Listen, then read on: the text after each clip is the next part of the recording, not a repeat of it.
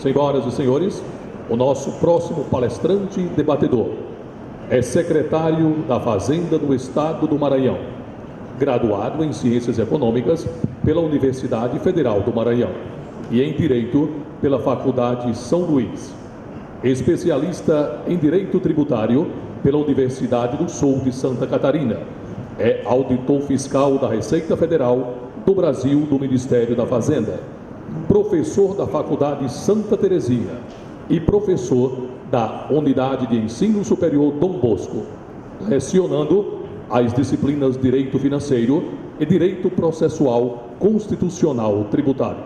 Nosso próximo palestrante, convidamos o auditor fiscal, professor Marcelos Ribeiro Alves. Muito obrigado.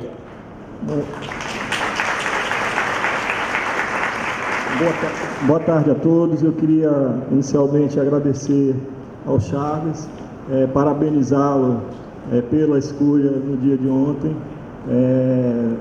Alguém que nos representa sempre muito bem. Confesso que eu ainda estou com a ideia de fazer uma breve abordagem para fazer os questionamentos que eu tinha para fazer, mas fiquei muito desafiado a entrar logo nas perguntas. Mas, de todo modo, eu vou tentar fazer uma contextualização breve antes de ingressar nas perguntas, porque talvez eu tivesse as mesmas perguntas que o Isidro falou que tivesse, que imaginei que fosse em relação à aprovação da reforma tributária no Congresso. Mas vou inverter depois um pouquinho o foco. Falar de tributação é sempre falar da presença do Estado. Não existe o Estado sem existir a figura da tributação. O Estado existe, ou nasce para prover necessidades sociais, e evidentemente para que atenda essas necessidades sociais, ele depende de recursos financeiros. O grande dilema é que é mais ou menos o que o Dão falou em relação ao artigo 3º do Estado Social, e que a professora Heloísa falou em relação ao Estado mínimo, fez referência ao Estado mínimo. O artigo 3º, eu vou citar o mesmo artigo que o Dão citou e o mesmo inciso, é o Estado que tem que ter recursos financeiros para erradicar a pobreza e a marginalização, ou seja, eliminar a pobreza. Então, imagine a quantidade de recursos que são necessários para fazer isso. Imagina a quantidade de recursos financeiros que são necessários para atender só o artigo 5º da Constituição Federal. Então, evidentemente, se você olhar o artigo 3º, o artigo 5º da Constituição, é um Estado social. Se você for olhar por outro lado, e aí é o dilema, o artigo 167, somente em caráter muito excepcional você vai explorar uma atividade econômica.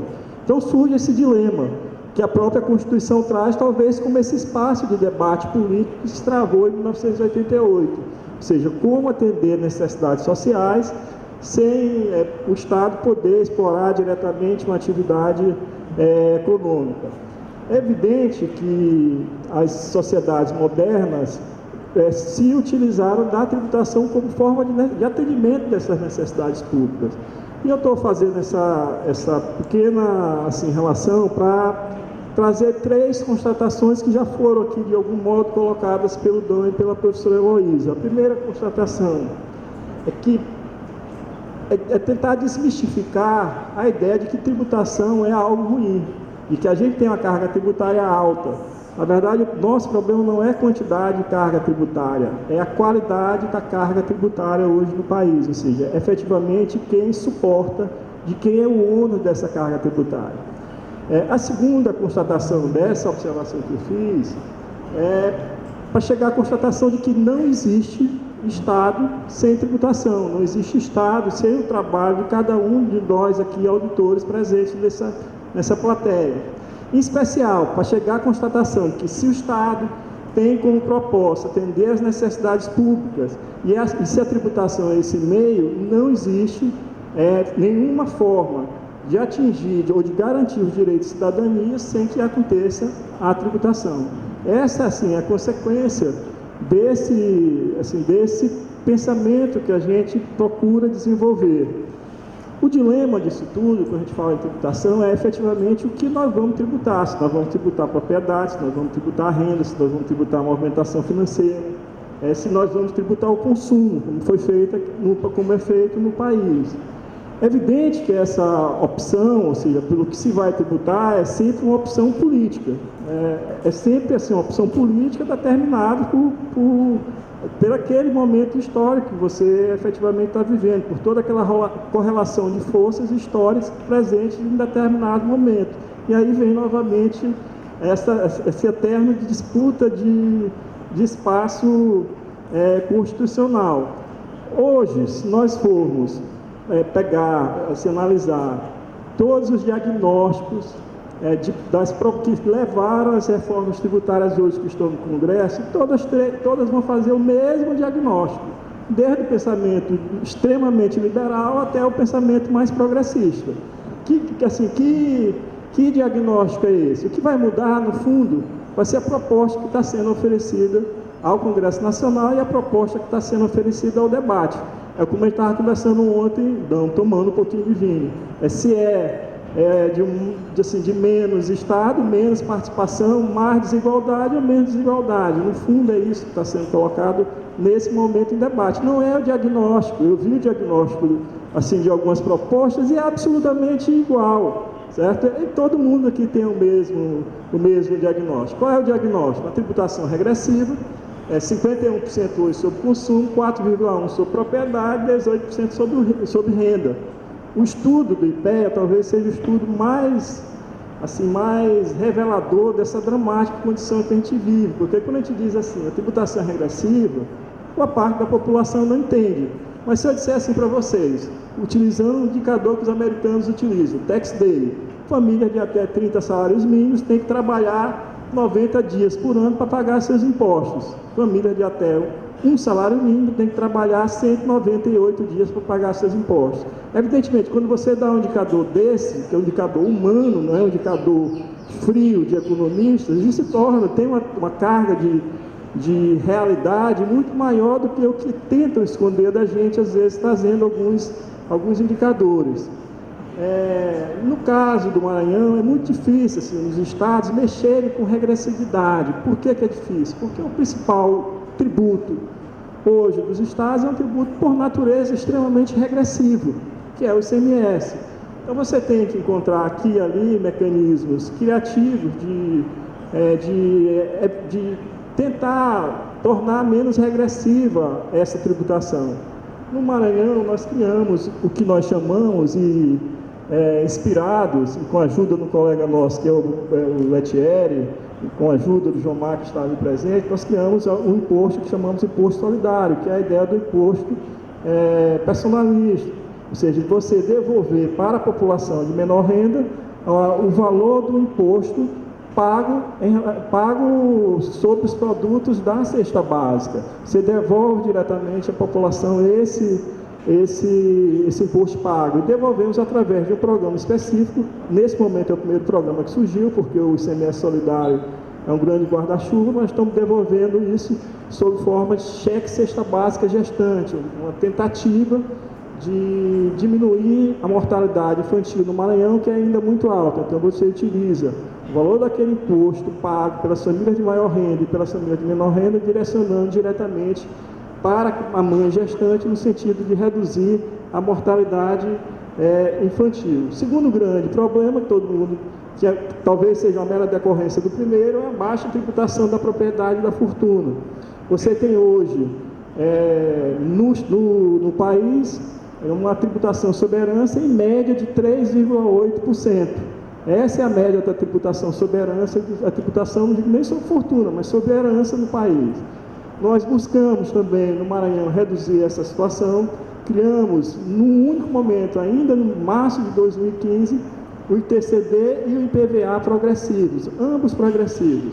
No caso do ITCD, você concede isenção para as faixas de menor valor de herança, isenção absoluta, e tributa as faixas de maior valor a 7%. Lembro que o maior valor de tributação do ITCD constitucionalmente fixado é de 8%. Nós chegamos a 7%, e há uma disposição nossa de nós tentarmos elevar ao nível máximo. Mas elevar ao nível máximo e ITCD ainda é muito abaixo dos países do mundo. Se, por exemplo, o Japão, a tributação na herança também é outro oposto. A tributação na herança no Japão chega a 45%, beira 45%, 44, alguma coisa próximo de 45%. Da mesma forma fizemos com o IPVA, tentando reduzir um pouco essa desigualdade, tributando os veículos que revelam um maior sinal de poder aquisitivo, veículos de luxo, diminuindo a tributação, isentando a tributação de veículos de baixo valor, especialmente motocicletas, porque isso é um problema no nosso estado. 50% das pessoas que estão em hospitais são vítimas de violência com motocicletas, com motos. Então a gente tentou isentar no sentido de buscar a legalização desses veículos, dessas motos, e evitar, especificamente evitar mortes no trânsito. Isentamos as motos e aumentamos os veículos de luxo, ou seja, buscamos diminuir a regressividade também do IPVA. E o terceiro grande problema, além da regressividade, além da baixa tributação da fortuna, é o Pacto Federativo, que atribui aos estados e aos municípios competências que são absolutamente incompatíveis com a concentração de riquezas que nós temos na União. 70% de todas as receitas que são arrecadadas hoje, são arrecadadas ou pertencem à União, enquanto que as atribuições são diluídas. Eu cito só um exemplo, segurança. Imagine que se gasta com segurança hoje no país, e basicamente segurança, basicamente estados. E aí você tem 70% de todos os recursos concentrados na União. Então, qualquer reforma tributária hoje que se faça, eu acho que tem que enfrentar esses três problemas: o Pacto Federativo, a regressividade do imposto e, efetivamente, a tributação da fortuna no país. As reformas que estão propostas, e aí eu vou iniciar para fazer o questionamento, as reformas que estão propostas, em maior ou menor grau, elas enfrentam um ou outro problema, uma ou outra situação dessa. Eu vejo dessa forma. Proposta do Concefaz, proposta que surgiu pelo secretário de Fazenda, que não é que descuide das outras questões, mas é que a ênfase é outra. A proposta do secretário de Fazenda vai ter uma preocupação maior com o pacto federativo, não que não tenha com a questão da regressividade. A proposta da reforma tributária é a proposta que tem uma ênfase muito grande na questão da regressividade, na questão de buscar efetivamente a justiça fiscal. Dito isso, eu vou fazer um questionamento inicial para o Dão e depois para a professora Heloísa. Para a professora Heloísa eu ia perguntar, eu vou inverter um pouquinho a questão.